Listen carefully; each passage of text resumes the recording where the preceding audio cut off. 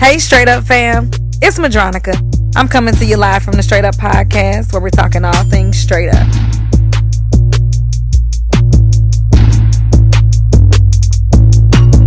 What's up, Straight Up fam? We back in the podcast studio with my boy, Jason Walker, a.k.a. Promise. Hi, guys.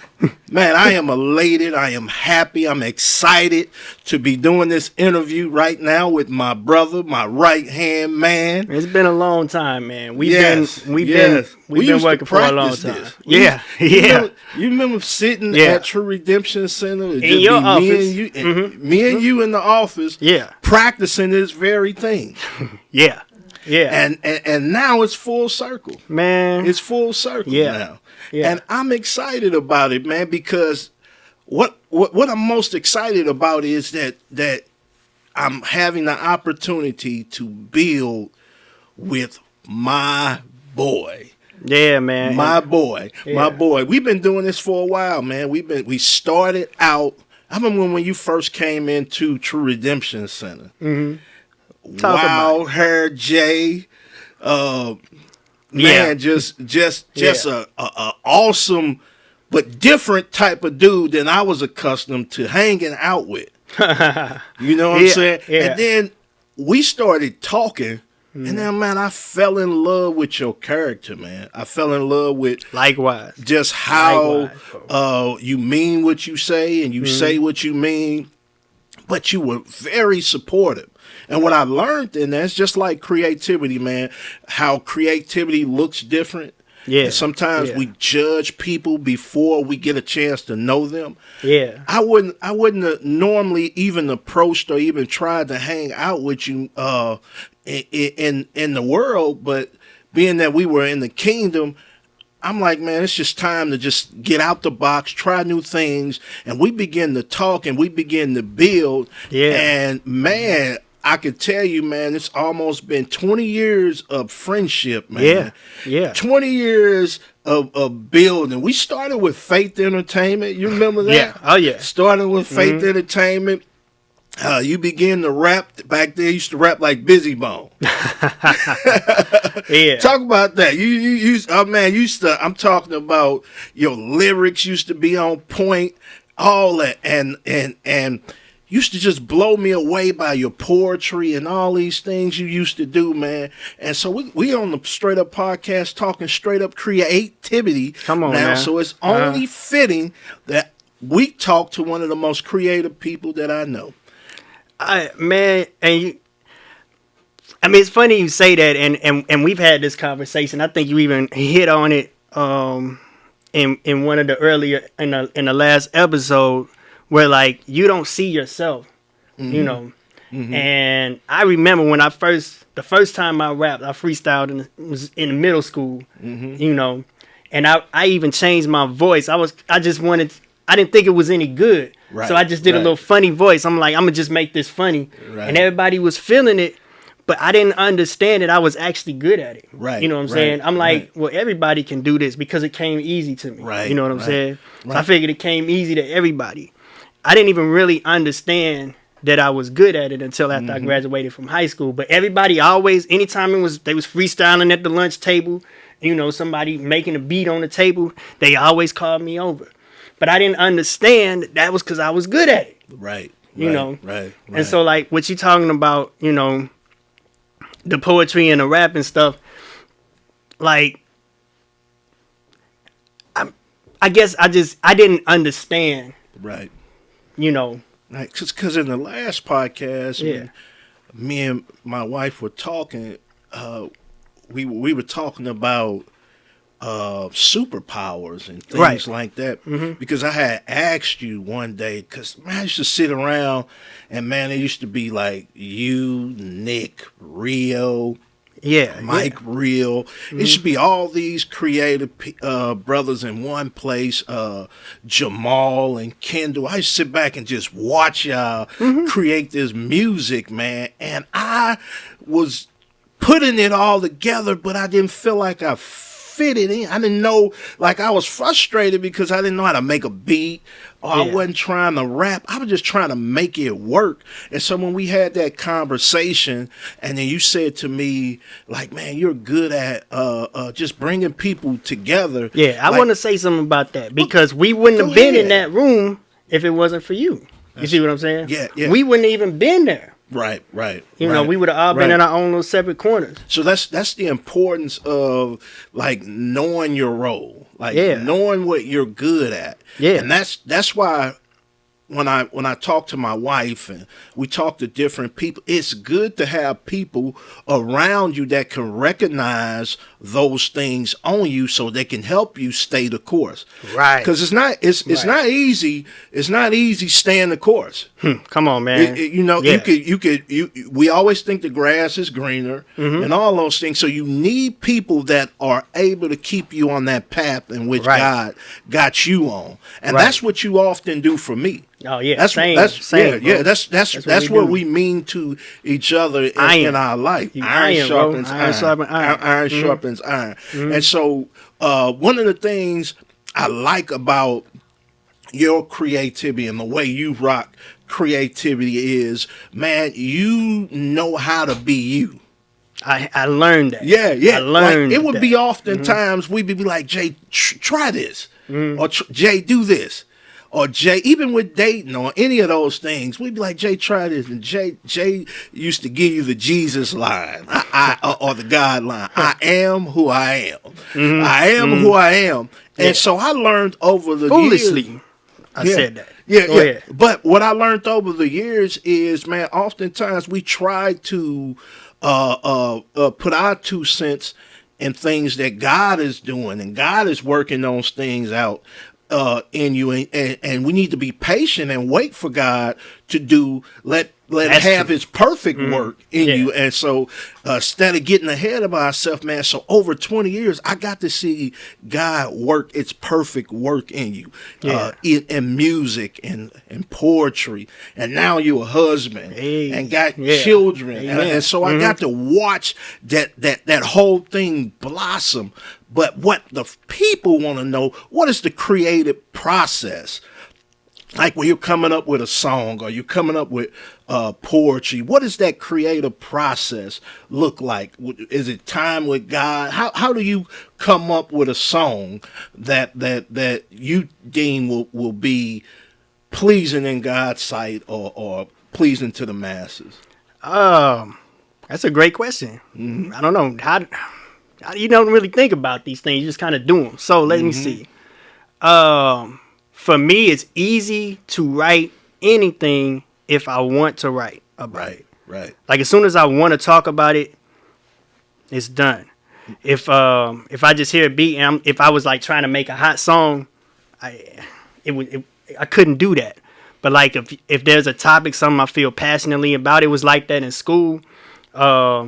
You know, if they let you pick your own essay, I'm going to kill that essay. Right. But if you give me a topic and I don't care about, it's going to suck when I write it. Right. You know, because I don't want to. Right. So I guess the creative process for me is taking something that I want to talk about and then asking God to help me talk about it. Right. You know. Right. And that's, I don't know. It's not really much deeper than that. Right. It's an interesting process. Because like I said, I watched it because we started Faith Entertainment. We started Anointed Inc. And now we're doing a Straight Up podcast together. Yeah. And one of the things that we learned through that journey was the importance that you need to keep God first. Come on, man. In every aspect of your life. Because there was times when we didn't.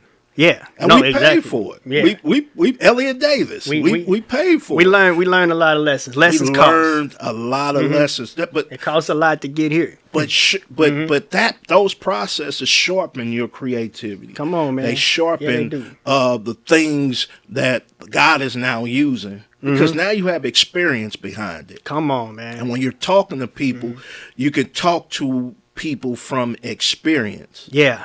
So like the journey of even doing this podcast, Yeah. Man, I remember like a couple of days ago, man, me and you was just sitting down together, learning how to edit video and cut things and paste things, man. And these things that I didn't know was in me. Right. Come on, man. I didn't know it was in me. Yeah. And you'd be like, man, just you got it. You calm down. You got it. You got it.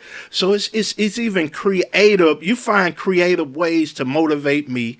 Yeah. I try to find creative ways to motivate you. And God just creative and all. And he do it. He just do his thing through us, man. Yeah. And the passion that we have to please God. That's one of the huge reasons why I make sure to keep you close, man, because your fire for God, man, and like the pureness of your heart, like I need that around me. Right, you know, right. I cannot afford to get distracted. Yes. Or to run with a clique that's more concerned about doing the thing than pleasing God, whatever the thing is. The thing, you know, the thing has to be rooted in Him. It has to come from a place of pureness, or it's gonna be corrupt. Right. You see? Right. And he matured us even in that thought over the years. Because you remember when we first started out, I mean, it was, man, you know what I'm saying? It was more of us trying to live right before people. You know what I'm saying? Yeah. We were trying to, because we were young, man. Yeah. We were young, but we were just trying that sometimes we didn't even enjoy it. You know what I'm saying? Yeah. And sometimes we were not right towards people. You know what I'm saying? And that was just a learning experience.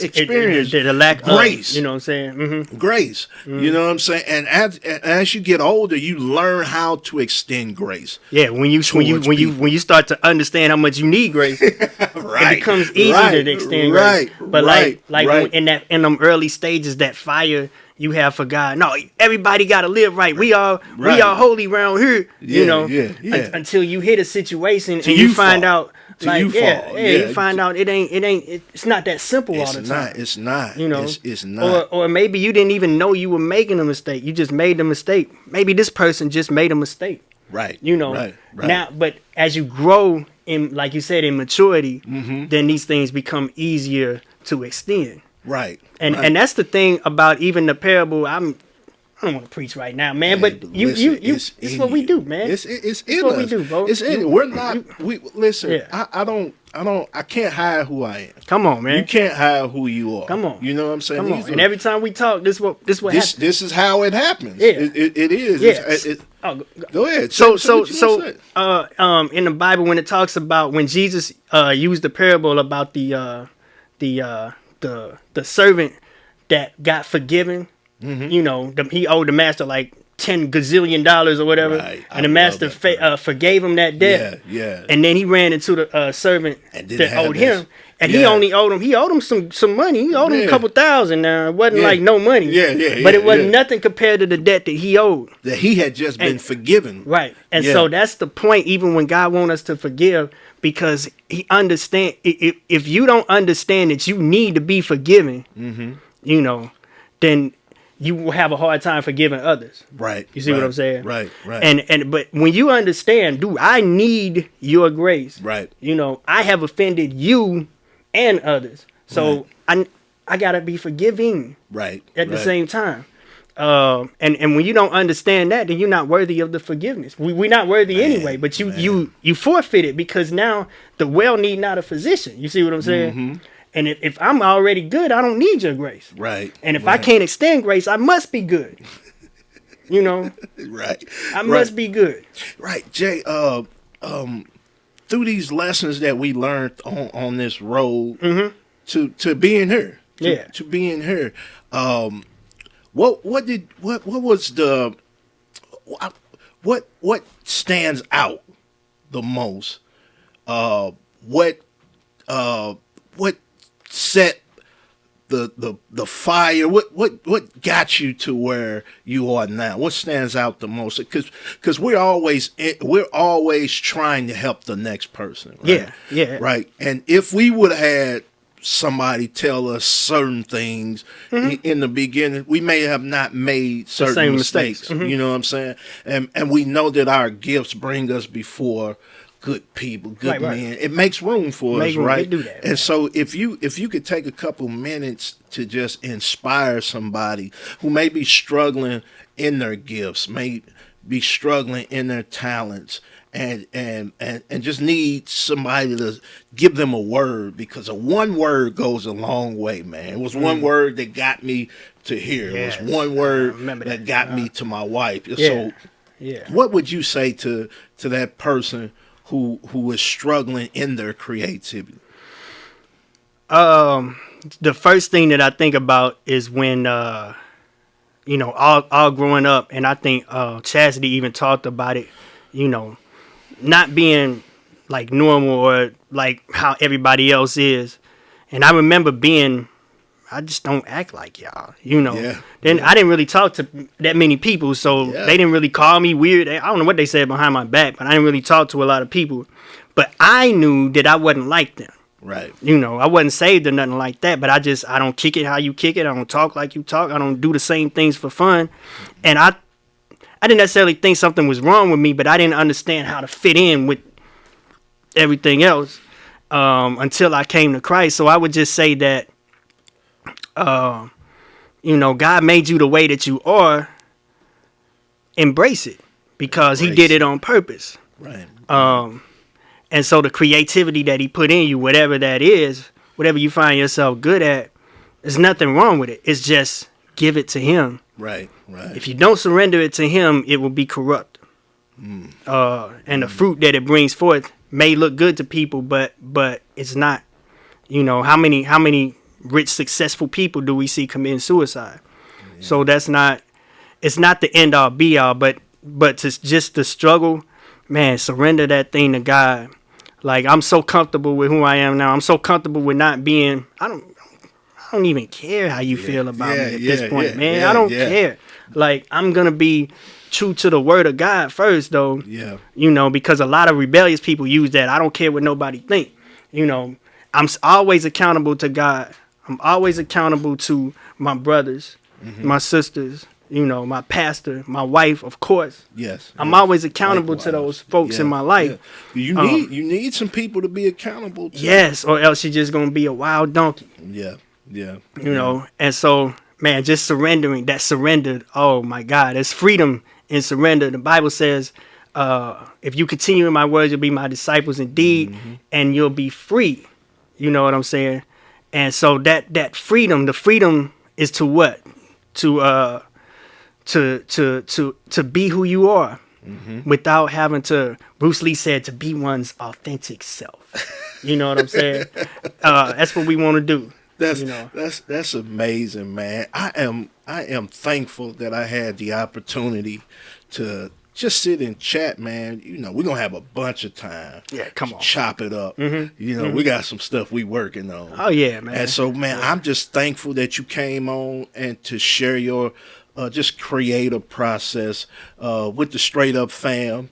And man, I just look forward to just seeing what God's gonna do and continue to do, and just not your life, but your family life, man. Come on, man. Likewise. And this just so y'all know, man, we do this. This is how we do all day, every day anyway. It's normal. Yeah. It's normal. It's normal. Yeah. And so, man, we love y'all, Straight Up fam. Thanks for tuning in. We want to just say, man, just watch. We got some stuff we working on for you guys. And we just enjoy that we just love that you guys are tuning in. Yeah, thank you for joining us on this process. We straight up. Straight up. Come on. Abraham. On my way. Don't interfere, relation prepared to feel the wrath of the king. He's fighting for me, I march to his feet, I can't be defeated. He told me to walk, don't know where I'm going, but I cannot stop. You're looking for ways to engage in rebellion, I simply awaken my trust in the one. I never pretend like I understand, or I have the answers. I do get scared while I'm on this path, and I see the giants big enough to smash me. When I wanna run away, something inside me rises and stretches me to stay. I remember the battle was never mine, so never mind. I'm walking in his might, Holy Spirit be my guide. Talk till your bluff's called, then you tuck tail, then you run home. I'ma stand firm on this holy word, keep it straight and narrow till he calls me home. ears pricked for the voice of my master, warning me of disaster, showing me where his hand is, where I need to be standing. How to live with compassion, how to temper my actions when my heart gets too trashy, devil harassing. Angels come down and come past me. It's the love of the Father that makes me go harder, push a little farther, go a little deeper, living just to please you. Order all my steps and I will follow where you lead you. The shepherd of my soul that you gave me victory. Yeah.